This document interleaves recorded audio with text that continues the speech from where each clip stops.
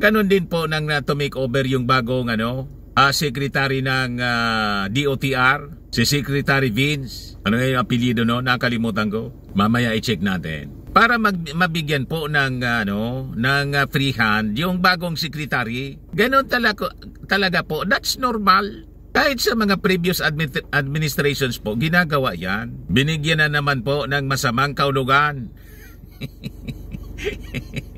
Ito naman po yung bago naming product na binibenta online.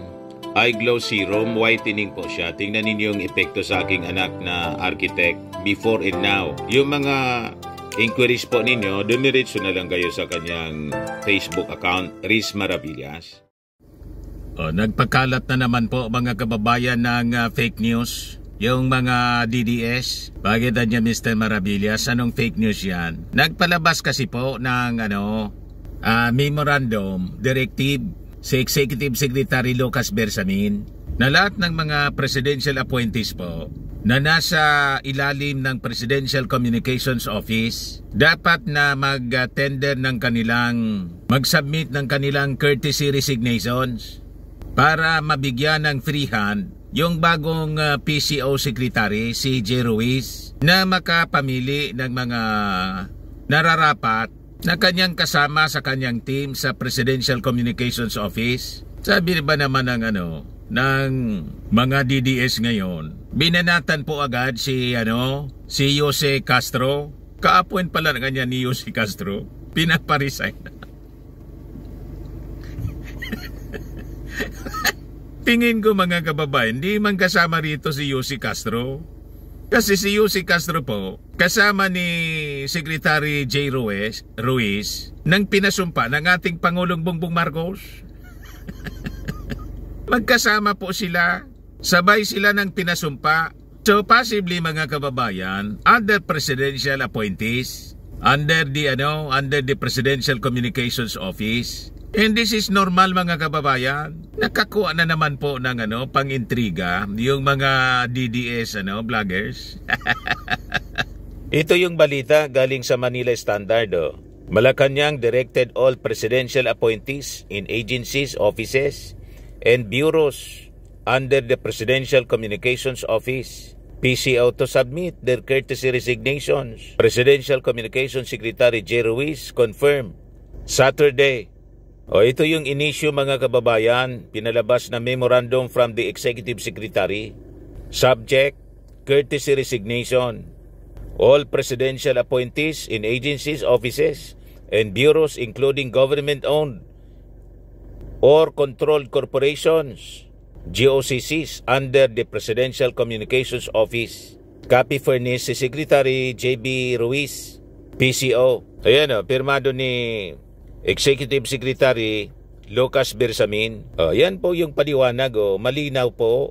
Ang date niya, February 23, 2025. In the exigency of service and in order to give the new PCO Secretary a free hand in performing his duties in functions, all incumbent presidential appointees in agencies, offices, and bureaus under the PCO are hereby directed to tender their unqualified courtesy resignation subject to the existing laws, rules, and regulations. The courtesy resignation shall be submitted to the PCO Secretary not later than February 28, 2025, kahapon, Friday. Ganon din po nang to make over yung bagong secretary ng DOTR, si Secretary Vince. Ano yung apelyido no? Nakalimutan ko. Mamaya i-check natin. Para mabigyan po ng free hand yung bagong secretary. Ganon talaga po. That's normal. Kahit sa mga previous administrations po, ginagawa yan. Binigyan na naman po ng masamang kaulugan. Talaga tong mga DDS vloggers mga kababayan, ang sasama ng mga sinasabi, ang mga iniisip, laging negatibo, nag-aanap ng butas. Gustong butasan mga kababayan yung ating mga officials sa Marcos administration. Yan ang sabi dito, the above directive shall apply to all presidential appointees in agencies, offices, bureaus under PCO whose appointments are not permanent pala, and B, all presidential appointees in GOCCs attached to PCO whose appointments are in acting capacity, and as well as those who are in holdover status. Cleansing process pa. Baka kasi may mga natira pa na mga presidential appointees na mga tik-tik kasama pa sa team ni Sara. Di ba? Mga recommended pa, mga kababayan ni Sara Duterte nung naka-uniteam pa. Di ba? Na siyang mga sources ng mga leakages na baka mga kababayan, yun ang tinutukoy ng isang vlogger doon sa Amerika na puting ahas. Baka may mga ahas pa, mga kababayan na nandiyan sa Palasyo Malacanang, especially sa Presidential Communications Office. Kaya total cleansing po ang ginagawa ngayon ng ating administrasyon. I-cleanse doon sa mga masasamang espiritu na umaaligid. Yun siguro yung dinidescribe ni Super Ate na nakapaligid anyang mga demonyo. O di ba? Yung ating Pangulong Bongbong na napapaligiran ng mga demonyo. Mahirap na po mga kababayan. Baka yun pa yung maging assets ng mga spies ng China. O di ba? Nakita pa naman natin mga kababayan si Sara Duterte. Ang ganda ng usapan with the Chinese ambassador. Pero anya Mr. Maravillas, di ba kasama doon sa esplanade yung Chinese ambassador? In-invite rin po. Pero alam naman natin yung posisyon ng ating Pangulong Bongbong Marcos. Never na i-give up ang any square inch, not a single square inch ng ating territory sa China mga kababayan. Inulit na naman ngayon ng ating Pangulong Bongbong Marcos dahil sa walang tigil na mga harassment na ginagawa ng China dyan sa West Philippine Sea. O diba mga kababayan? Mahirap ng malusutan ng mga spies. Spies ng China, spies ng mga Duterte. Kaya ito yung ginagawa, pati sa DOTR, ganon. So pati yung mga nasa holdover status, sabi rito.